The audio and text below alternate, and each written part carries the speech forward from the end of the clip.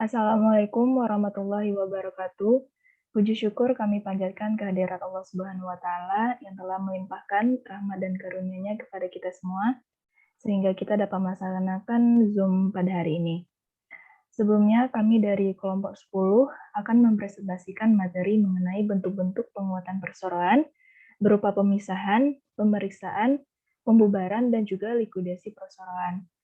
Sebelumnya, perkenalkan kami dari kelompok 10 yang beranggotakan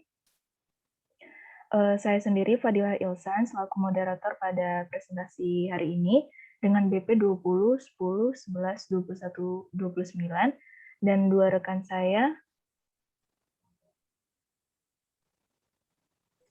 Saya Fenty Marani Putri dengan BP 20, 10, 11, 21, 15. Saya Farel dengan BP 20, 10, 11, 20, 96. Baiklah, untuk penyampaian materi pada presentasi kelompok 10 ini akan disampaikan oleh Fenty Maharani Putri dan juga Farel. Pada Fenty dan Farel dipersilakan.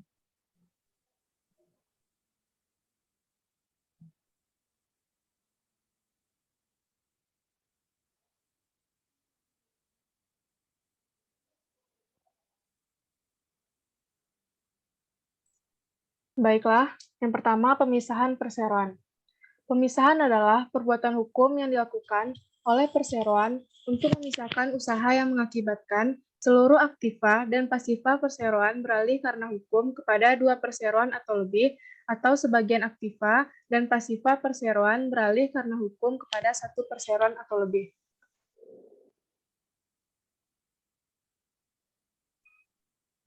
Selanjutnya, jenis-jenis pemisahan perseroan menurut Pasal 135 Undang-Undang Nomor 40 Tahun 2007 terdiri dari dua, yaitu yang pertama pemisahan murni.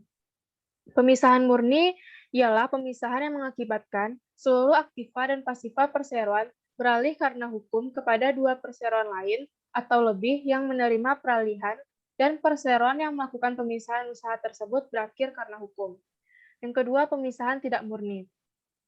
Pemisahan ini mengakibatkan sebagian aktiva dan pasifa perseroan beralih karena hukum kepada satu perseroan lain atau lebih yang menerima peralihan, dan perseroan yang melakukan pemisahan tersebut tetap ada.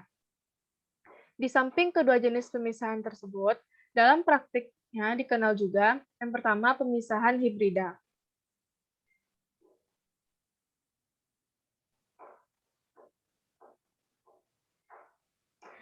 Yang kedua, pemisahan pemegang saham, dan yang ketiga, pemegang usaha.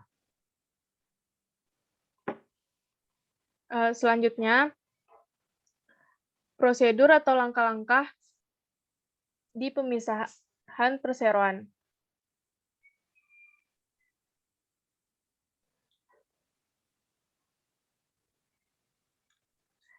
Yang pertama, persiapan pemisahan perseroan. Dalam pasal 126 ayat 1 Undang-Undang Nomor 40 Tahun 2007 tentang perseroan terbatas, ketika melakukan pemisahan, perusahaan wajib memperhatikan kepentingan beberapa pihak seperti: yang pertama, perseroan pemegang saham minoritas, karyawan perseroan. Yang kedua, kreditur dan mitra usaha lainnya dari perseroan. Yang ketiga, masyarakat dan persaingan sehat dalam melakukan usaha. Dalam pasal 127 ayat 2 Undang-Undang Perseroan Terbatas, Direksi Perseroan yang akan melakukan pemisahan wajib, yang pertama, menyusun rancangan pemisahan perseroan, yang kedua, rancangan pemisahan perseroan tersebut harus diumumkan. Yakni, pertama, dimuat paling sedikit dalam satu surat kabar harian yang beredar secara nasional, yang kedua, mengumumkan secara tertulis kepada karyawan perseroan, yang ketiga, pengumuman ini harus dilakukan dalam jangka waktu paling lambat 30 hari sebelum tanggal pelaksanaan RUPS.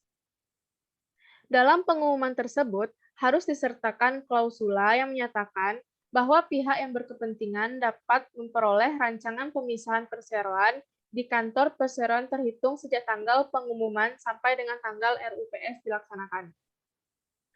Yang kedua, pemisahan perseroan harus berdasarkan RUPS. Merujuk pada ketentuan pasal 89 Undang-Undang Perusahaan Perseroan Terbatas, yang harus diperhatikan dalam RUPS atau Rapat Umum Pemegang Saham tentang pemisahan perseroan ini adalah perihal forum. RUPS harus dihadiri sekurang-kurangnya 3/4 dari seluruh saham dengan hak suara yang sah, dan 3/4 dari seluruh saham dengan hak suara hadir harus menyetujui keputusan pemisahan perseroan. Jadi, cara pengambilan keputusan untuk pemisahan perseroan ini awalnya diupayakan pengambilan keputusan RUPS melalui cara musyawarah atau mufakat. Sehingga keputusan yang diambil merupakan persetujuan dari pemegang saham yang hadir dalam RUPS. Jika tidak tercapai melalui cara tersebut, baru diadakan voting. Yang ketiga, tindakan pemisahan perseroan. Perbuatan hukum untuk melakukan pemisahan perseroan dapat dilakukan setelah tidak ada halangan yang sah untuk melakukan keberatan. Tindakan ini pada dasarnya mencakup pendirian perseroan baru dan sekaligus memisahkan aktiva dan pasiva perseroan yang telah ada. Yang keempat, rancangan pemisahan dituangkan dalam suatu akta notaris. Apabila UPS telah mengesahkan rancangan pemisahan perseroan, maka harus ditindaklanjuti dengan menuangkan rancangan pemisahan ke dalam akta pemisahan yang bersifat notaril dalam bahasa Indonesia.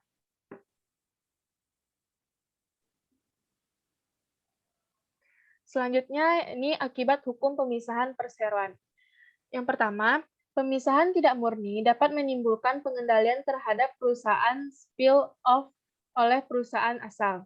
Yang kedua, pembuatan akta pendirian perusahaan baru atau hasil pemisahan merupakan penyerahan yuridis aktiva dan pasiva perusahaan asal, yakni pasiva yang dimaksud adalah pasiva perusahaan asal yang dikompensasikan menjadi saham pada perusahaan hasil pemisahan kepada perusahaan baru hasil pemisahan. Sedangkan untuk mengalihkan hubungan kontraktual yang sebelumnya telah disepakati oleh perusahaan asal dengan pihak ketiga dapat dilakukan dengan novasi. Yang ketiga, pelaksanaan pemisahan perseroan harus memperhatikan kepentingan stakeholder perusahaan. Yang selanjutnya, yang terakhir, pernyataan secara tegas menerima atau mengambil alih semua hak dan kewajiban perusahaan asal oleh perusahaan hasil pemisahan, mengalihkan hak dan kewajiban kepada perusahaan hasil pemisahan, termasuk pula mengalihkan tanggung gugat dari perusahaan asal kepada perusahaan hasil pemisahan. Selanjutnya, pemeriksaan perseroan.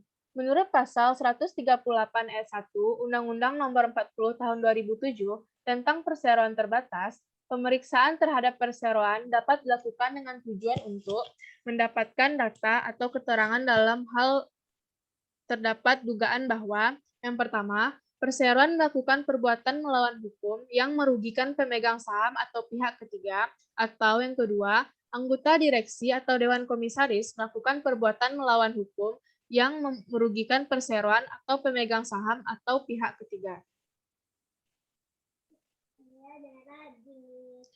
Selanjutnya, prosedur pemeriksaan perseroan.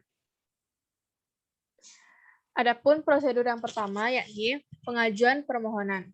Pemeriksaan dilakukan dengan mengajukan permohonan secara tertulis beserta alasannya ke pengadilan negeri yang daerah hukumnya meliputi tempat kedudukan perseroan.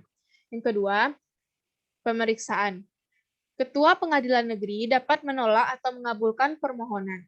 Ketua Pengadilan Negeri menolak permohonan apabila permohonan tersebut tidak didasarkan atas alasan yang wajar dan atau tidak dilakukan dengan itikat baik. Dalam hal permohonan dikabulkan, Ketua Pengadilan Negeri mengeluarkan penetapan pemeriksaan dan mengangkat paling banyak 3 orang ahli untuk melakukan pemeriksaan. Yang ketiga, laporan hasil pemeriksaan. Laporan hasil pemeriksaan disampaikan oleh ahli kepada Ketua Pengadilan Negeri dalam jangka waktu yang telah ditentukan dalam penetapan pengadilan untuk pemeriksaan, yaitu paling lambat 90 hari terhitung sejak tanggal pengangkatan ahli tersebut. Lalu, Ketua Pengadilan Negeri memberikan salinan laporan hasil pemeriksaan kepada pemohon dan perseroan yang bersangkutan dalam jangka waktu paling lambat 13 hari terhitung sejak tanggal laporan hasil pemeriksaan diterima. Prosedur terakhir yakni pembayaran biaya pemeriksaan. Setelah permohonan untuk melakukan pemeriksaan dikabulkan, Ketua Pengadilan Negeri menentukan jumlah maksimum biaya pemeriksaan. Baiklah, materi selanjutnya akan disampaikan oleh rekan saya, Farel. Baiklah, saya akan menyampaikan materi tentang pembubaran dan likuidasi perseroan. Pembubaran dalam bahasa Belanda berasal dari kata liquidasi atau likuidasi. Menurut Kamus Besar Bahasa Indonesia adalah sebuah kegiatan membubarkan perusahaan sebagai badan hukum yang meliputi pembayaran kewajiban kepada para kreditor dan pembagian harta yang tersisa kepada pemegang saham atau persero. Berdasarkan pasal 142 Undang-Undang PT mengatur dasar terjadinya pembubaran perseroan yang dibenarkan hukum adalah sebagai berikut. Yang pertama, berdasarkan keputusan RUPS. Direksi atau Dewan Komisaris dan juga pemegang saham memiliki hak untuk mengajukan usul pembubaran PT. Syarat sahnya keputusan RUPS tentang pembubaran perseroan yakni direksi wajib menyelenggarakan RUPS sesuai dengan pasal 79 ayat 1. Direksi melakukan pemanggilan dalam jangka waktu paling lambat 14 hari sebelum tanggal RUPS diselenggarakan. Pemanggilan tersebut dilakukan dengan surat tercatat atau dalam surat kabar dengan menyebut mata acara rapat disertai pemberitahuan bahan yang akan dibicarakan dalam RUPS tersedia di kantor perseroan. Yang kedua, berdasarkan jangka waktu berdirinya berakhir. Salah satu cara pembubaran perseroan adalah karena jangka waktu berdirinya yang ditetapkan dalam anggaran dasar telah berakhir. Di dalam anggaran dasar PT akan berisikan jangka waktu berdirinya suatu perseroan yang dapat terbatas untuk jangka waktu 30 tahun, 75 tahun, dan dapat juga ditetapkan tidak terbatas. Yang ketiga, berdasarkan penetapan pengadilan negeri. Proses pembubaran berdasarkan penetapan pengadilan negeri diatur dalam pasal 146 Undang-Undang PT yang berbunyi bahwa permohonan pembubaran perseroan ke pengadilan negeri dapat dilakukan berdasarkan alasan misalnya perseroan tidak mungkin untuk dilanjutkan lagi.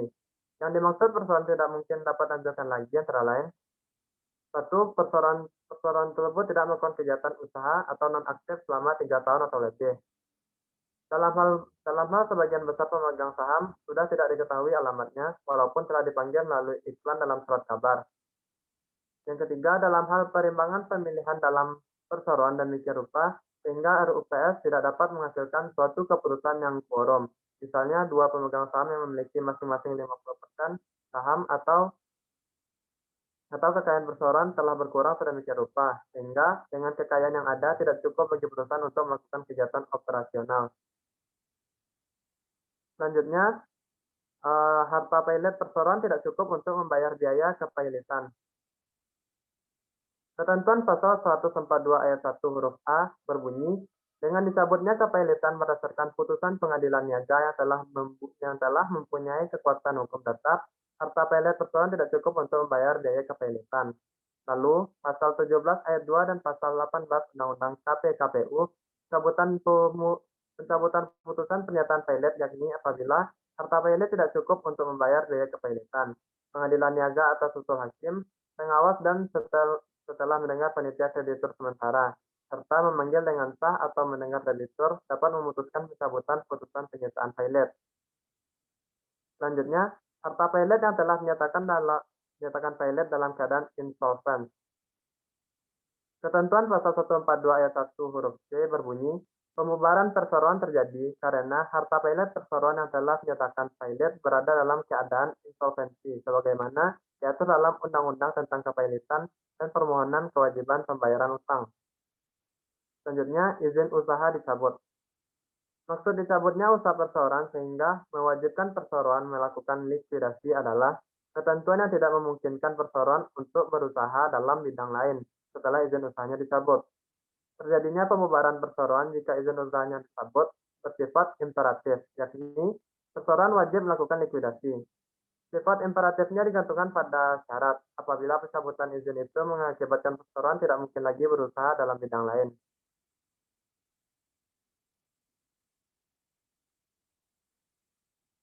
Pembubaran perseroan tidak mengakibatkan perseroan kehilangan status badan hukum sampai dengan selesainya likuidasi dan pertanggungjawaban likuidator diterima oleh RUPS dan pengadilan.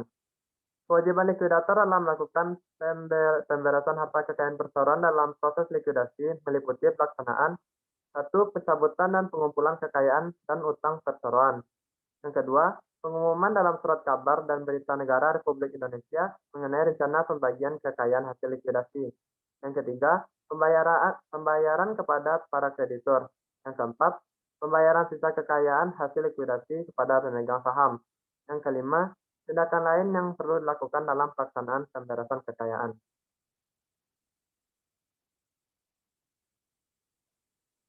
Pada saat perseroan memasuki tahap pembubaran, maka terhitung sejak saat itu, segala kegiatan usaha perseroan harus diberhentikan dan perseroan memasuki tahap likuidasi, di mana perseroan sudah tidak diperkenankan lagi menjalankan kegiatan usaha sesuai dengan maksud dan tujuan yang tertuang dalam anggaran dasar. Akan tetapi, perseroan tidak akan kehilangan status badan hukumnya sampai berakhirnya proses likuidasi. Direksi dan Dewan Komisaris masih tetap ada dan valid dalam perseroan tersebut. Akan tetapi, tidak lagi berfungsi sebagai pengurus ataupun pengawas perseroan. Namun, direksi beralih menjadi likuidator atau kurator yang mengambil keputusan berkenaan dengan proses pembubaran perseroan atau likuidasi. Dan Dewan Komisaris petugas untuk mengawasi jalannya proses likuidasi yang dilakukan oleh likuidator.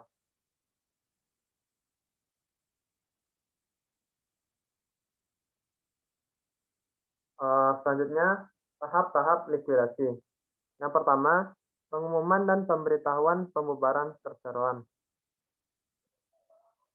Terhitung sejak tanggal pembubaran perseroan, dalam jangka waktu paling lambat 30 hari, likuidator wajib memberitahukan kepada semua kreditor mengenai pembubaran perseroan dalam surat kabar dan berita negara Republik Indonesia. Selanjutnya, likuidator juga wajib memberitahukan pembubaran perseroan kepada Menteri untuk dicatat dalam daftar perseroan bahwa perseroan dalam likuidasi.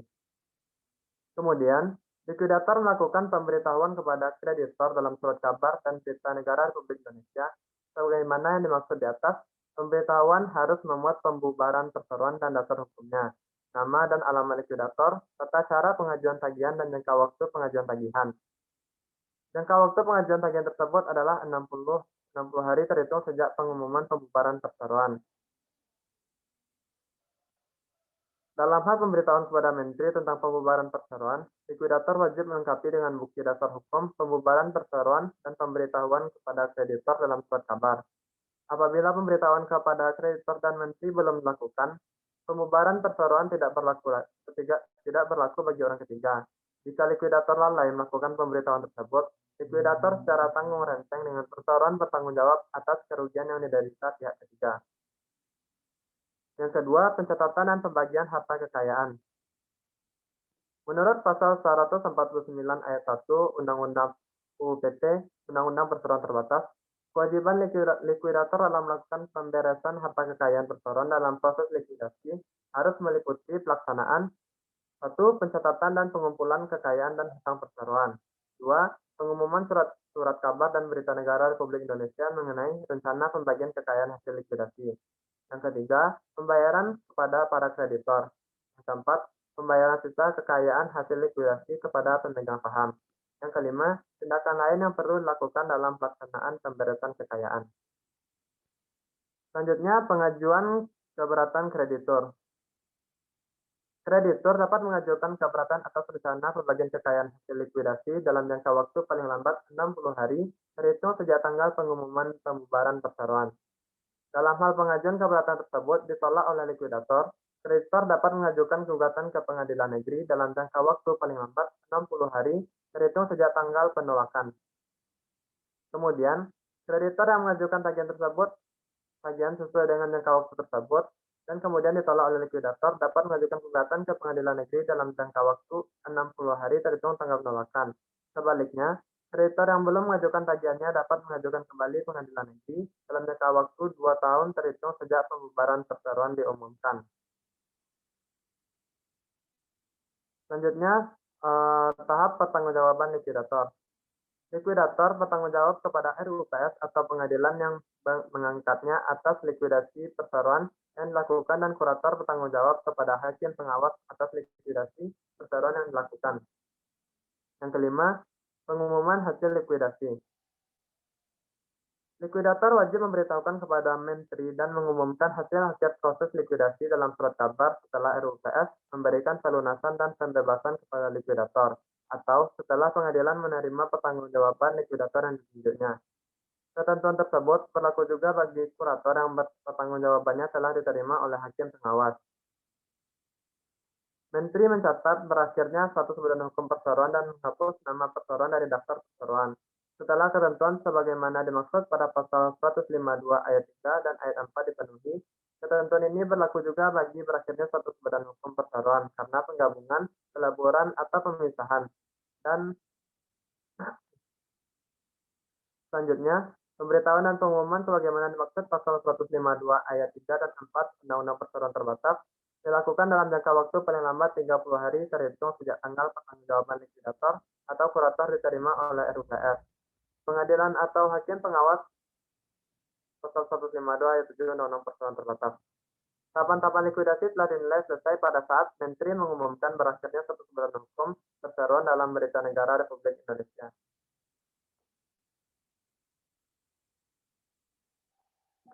Pada dasarnya, perseroan terbatas yang telah dibubarkan masih memiliki eksistensi, tetapi perseroan terbatas tidak boleh menjalankan usaha baru, hanya sekadar menyelesaikan tugas-tugas dalam rangka proses pemberesan dan likuidasi. Walaupun kegiatan usaha perseroan terbatas dihentikan, tetapi kegiatan usaha dapat tetap dilanjutkan jika dianggap menguntungkan perseroan terbatas sambil melakukan pemberesan terhadap perseroan terbatas yang bersangkutan.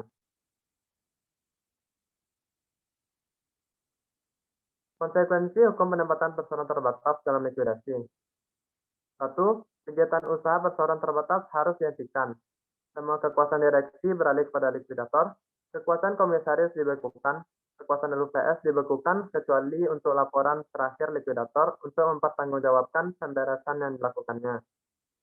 Perseroan terbatas tetap eksis sejauh untuk kepentingan pemberesan, dan perseroan terbatas tidak dapat lagi mengubah status kekayaannya, kecuali yang dilakukan likuidator dalam rangka pemberesan.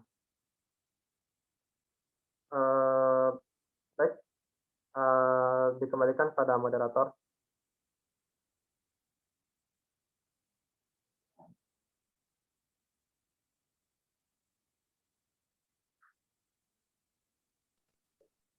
Baiklah, setelah penyampaian materi tadi yang telah diserahkan oleh dua rekan saya, masuk kepada sesi kesimpulan yang akan saya sampaikan, yang dimana mengenai kesimpulan materi bentuk-bentuk penguatan perseroan.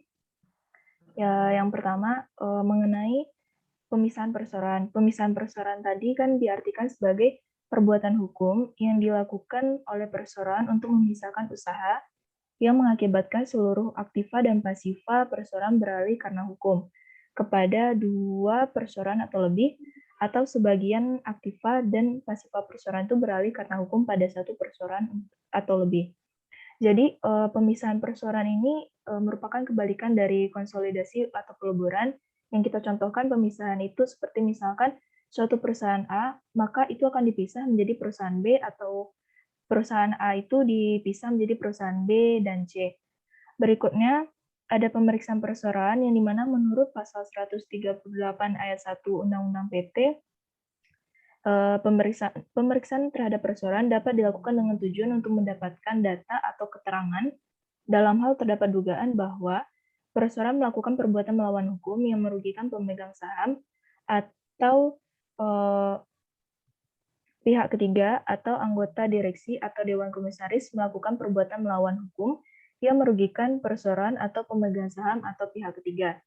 Yang berikutnya mengenai pembubaran dan likuidasi perseroan, yang dimana pembubaran sendiri itu diartikan sebagai sebuah kegiatan membubarkan perseroan sebagai badan hukum yang meliputi pembayaran kewajiban kepada kreditur dan pembagian harta yang tersisa kepada pemegang saham atau persero. Walaupun perseroan dalam proses pembubaran ini tidak kehilangan status badan hukumnya, namun eksistensi perseroan tersebut adalah PT dalam likuidasi, atau PT yang sedang berada dalam status pemberesan. Baiklah, dengan berakhirnya sesi kesimpulan tadi, maka berakhirlah juga pada sesi Zoom hari ini. Saya selaku moderator mengucapkan mohon maaf apabila ada kesalahan. Wabillahi taufiq wal hidayah. Wassalamualaikum warahmatullahi wabarakatuh. Waalaikumsalam.